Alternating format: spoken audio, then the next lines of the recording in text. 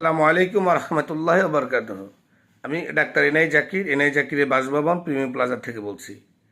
যাও এখন আমার ভাগ্নি আসলো। যাক, ভাগ্নির মানে সে সরকারি চাকরি পাইছে, খুশি হয়েছে। যা হোক, আমার চাচাও আসছে এখানে, আর আমার মিসেস এখানে আছে। যাই হোক, আমি আমার ভাগ্নি বলতেছে সরকারি চাকরি পাইলাম, যে সেই খুশিতে সে যে 20-22 হাজার টাকা বেতন পাবে, ঈদের আগে বোনাস পাবে, তাই সে খুশিতে অনেক ধরনের কথা হলো তার সাথে। এই তুমি খুশি হও নাই? আর আমার গলা ভাঙছে, একটু কাছে এদিকে আসো, তোমার ভিডিও তুলব না তো। আমারটা সামনের ক্যামেরা না, এই যে আমি ব্যাক ক্যামেরা দিছি, শুধু আমারটা দিছি। হ্যাঁ, না না, আমার আমার এই ক্যামেরা, আমারটা ব্যাক ক্যামেরা, শুধু ব্যাক ক্যামেরা, আমারটা ব্যাক ক্যামেরা, সামনে উঠবে না। তা তুমি খুশি হও নাই চাকরি? আচ্ছা, খুশি হয়েছে।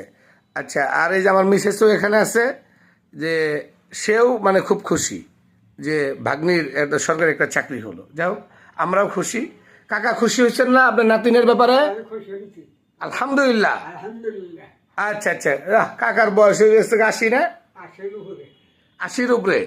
আমি কাকারটা একটু খালি এই যে ছবি নেন, এই হলো কাকার ছবি নিলাম। হ্যাঁ, আচ্ছা, হ্যাঁ, তাহলে এই যে কাকার এটা ছবিটা নিলাম।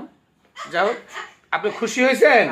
আপনি নাতিনের সরকারি চাকরি হলো? আলহামদুলিল্লাহ। আচ্ছা, তাহলে আমি এখন আবার এখানে আসি। এইটা বলার কারণ হলো যে আমার ভাস্তি আবার বলতেছে যে মামা, তোমার যে আন্দোলনগুলা দেখি, তুমি যে এই যে বলো যে এই যে বিভিন্ন বিষয় নিয়ে ডিএমএ, এমবিবিএস, বিডিএস, বিভিন্ন বিষয় নিয়ে কথা বলো, এই তুমি এটা না খুশি হয়েছো না যে আমি যে কথা বলি? জি মামা, অনেক খুশি। অনেক খুশি হয়েছো? তুমি যেখানে বসো, নাহলে আমার সাউন্ড আসবে না, বসো। যে আমি এমবিবিএস, বিডিএস, ডিএমএ বা এই যে মানে প্রান্তিক জনগোষ্ঠীর সাধারণ মানুষের কথা বলি, তুমি খুশি হয়েছ? আচ্ছা আচ্ছা, আর কাকা খুশি হয়েছেন? আমি যখন আলহামদুলিল্লাহ। আচ্ছা, তাহলে এখন ওরা বললো একটা কথা যে মামা, তবে এটা খুশি হয়েছি যে এমবিবিএস এবং বিডিএস ছাড়া কেউ ডাক্তার লিখতে পারবে না। এটা যে আপনি বলছেন, এটা আমি খুব খুশি হয়েছি। কাকাও খুশি হয়েছেন না? আলহামদুলিল্লাহ। আচ্ছা, তাহলে তখন আমি আবার আবার আবার আমার এই ভাগ্নি বলতেছে যে তাইলে যে ওই যে এলাকাতে যে বিভিন্ন লোকজন দেখে ডাক্তার লিখে রাখছে, তাই না? দেখো না, বিভিন্ন ডাক্তার লিখে রাখছে, তাই না? আচ্ছা আচ্ছা, বিভিন্ন ডাক্তার লিখে রাখছে।